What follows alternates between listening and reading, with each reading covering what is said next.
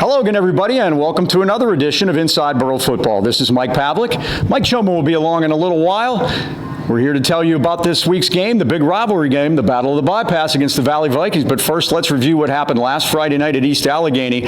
This game wouldn't have been very important if not for that one. The Bucs moved to 2-4 and 1-1 in Allegheny's 7 play with a 29-28 win over the East Allegheny Wildcats. The Bucs led 7-0 early on and really dominated the first part of the ball game, but the fake punt by East Allegheny really changed the tide in this game. 2 Cedric Mack to Tanner Loya touchdowns, 2 2-point conversions, and it was 16-7 East Allegheny at the half. But when we came out for the second half, the Bucs in the locker room got their heads straight, came out, and on the first 4th down play, they stopped East Allegheny. Momentum switched back to Burrell then.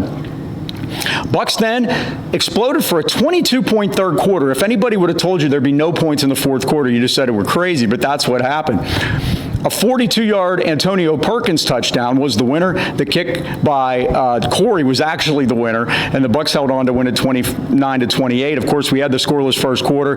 The big play was the juggling interception by Liam Perdue on the last gasp effort by East Allegheny, and Cedric Mack coming down the stretch sealed the win with 44 seconds to go.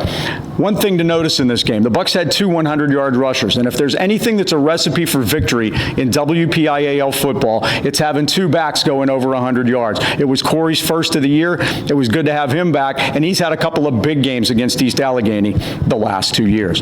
All right, when we come back on Inside Burrell Football, presented by the Boucher Agency, we're going to be talking to Ayden Kuhn. We'll talk to Liam Perdue about his juggling interception, and of course, Coach Girardi will stop by for his weekly visit. Mike Choma back with all of that right after this. Well, we're joined by Liam Perdue, and Liam, big interception, sealed the game for us, and it was kind of crazy that, you tipped the ball 3 times. There was an East Allegheny player coming at you, but you held on to it, and I see you had a little surprise for us here. Yeah, the game ball from Friday was given to me for making the tipped interception. Now, was that the ball you intercepted? No. Why not? Because that was East Allegheny's ball that I intercepted, and this is our ball. What's interesting is they do bring balls in and out, so he wasn't allowed to keep the ball from the East Allegheny interception, but he was awarded a game ball by the team. Where's that game ball going to go? Probably in my collection of like trophies and stuff. And again, do you remember what happened on that play?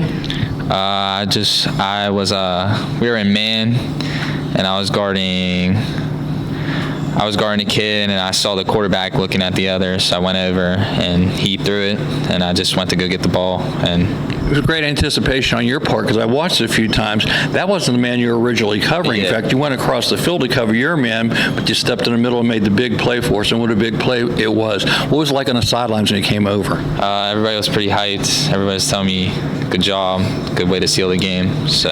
And seal it you did. Who are your secondary coaches? Marcus Williams and probably just Marcus. He works with me on everything. Oh, and Coach Ferrari. We like to call him Coach Ferrari. There you go. So again, big game coming up, and again, you're only a sophomore. They call it the Battle of the Bypass. It's a big game for all of us. What's it mean to you?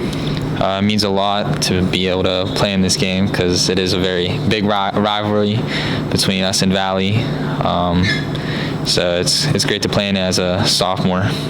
You're going to do a few more times. It's one game that's been continuous through 46 years. Now, again, I saw the celebration when you guys came home around the flagpole. I thought they were going to put you up the flagpole. What happened?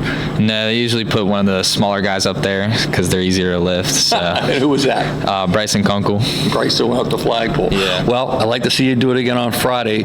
Friday night, Valley, homecoming. Let's get a conference win. Thanks for stopping by, and hold on that ball. I will. Thank you.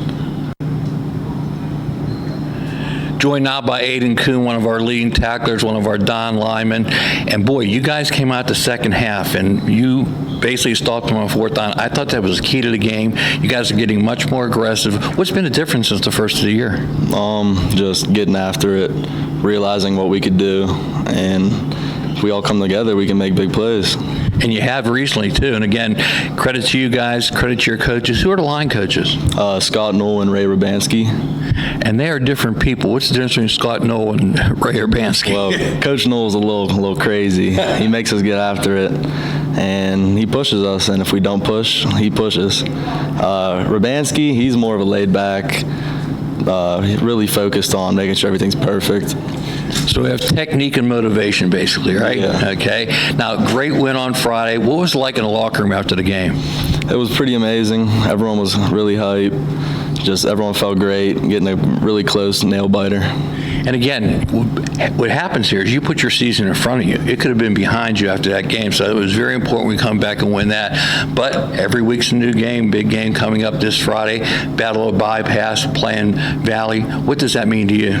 Well, I never lost to Valley, and I don't plan on it. A lot of kids like to talk a lot, and we're here to shut them up. I like that attitude. I like the guys that want to win, that's for sure. How's the atmosphere been around the school? I heard you guys are going to have a pep rally tomorrow? Oh, yeah, I'll be in there. Big tug of war. Oh, even more interesting. So keep working hard. It's been paying off. And again, like I said, big game, big homecoming crowd. Go out and bring us home a conference win. We will. Thanks, Ayden. Appreciate it. All right, joined by Coach Girardi, his weekly visit here. What a game last Friday night. First half, you're down 16-7. They had that fake pump. We came out and we scored first, which I thought was part of the plan. But again, 16-7 halftime. What do you tell the kids at halftime? Just to hang in there. I mean, there were some adjustments that we needed to make personnel-wise, a couple injuries, and then just schematically. But just to make sure that we come out in the second half focused and do what we need to do. We stress winning that middle eight. The last 4 minutes of the first half and the first 4 minutes of the second half. So. And you really came out strong in the second half. Big defensive stop, took it down, scored 22 points, only passed the ball 6 times. And was that part of the game plan? To get Trey and Tone both kind of feeding off each other and running the ball was definitely part of the game plan. So when you do that, you're going to be a little bit more limited with the passes. So we kind of threw as needed, but got those two guys going. I'm happy we did. And what I liked about it, you stuck to the game plan, even though, like I said, you think you have to throw more the second half. You knew you could run between the tackles, and you did. And again, important point of the game came when you had to go for the 2-pointer. Mike said kick it. I said go for the 2. I said, because you've been holding a couple of plays back on us. What happened on the 2-pointer?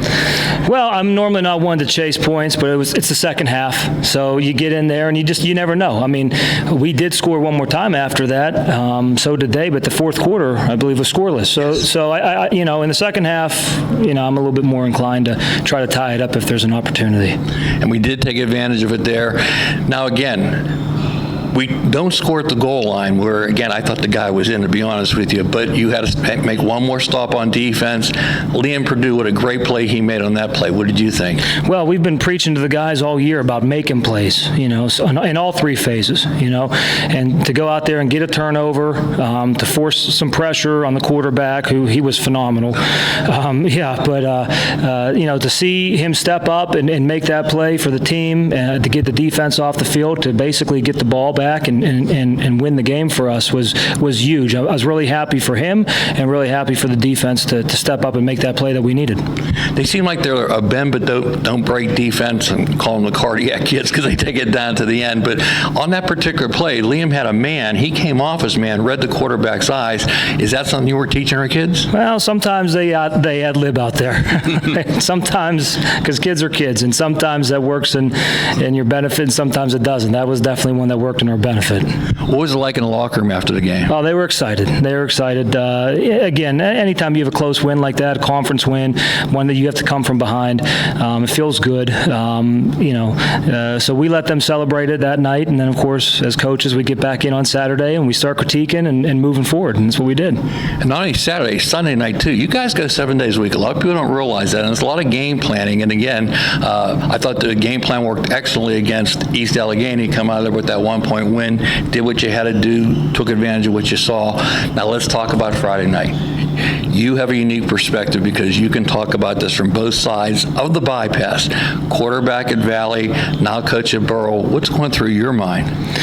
For the most part, to be honest with you, I try to treat it, or focus, I should say, on the kids as much as possible. So, yeah, of course, there's a history that I have there. It's a place I have fond memories of, and it's a place that,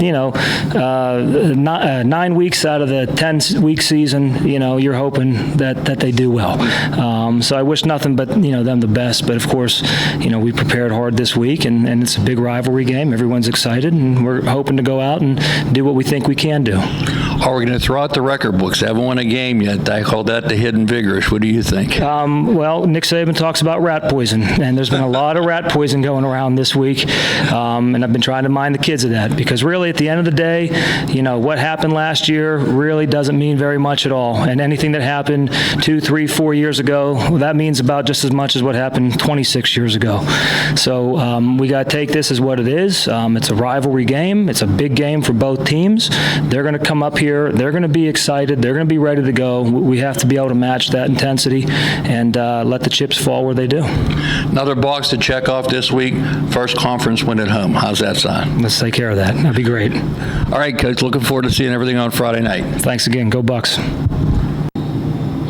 Welcome back to Inside Burrell Football, presented by the Boucher Agency. And as we all know, the Boucher name has been synonymous with serving the people of the AK Valley for over 70 years. And they're uniquely qualified to help you choose home and auto insurance that protects what matters most, your family. The Bouchers are independent agents. That gives them the flexibility to work with all the leading companies in the industry to find new ways to save on home and auto insurance for what matters most, your family.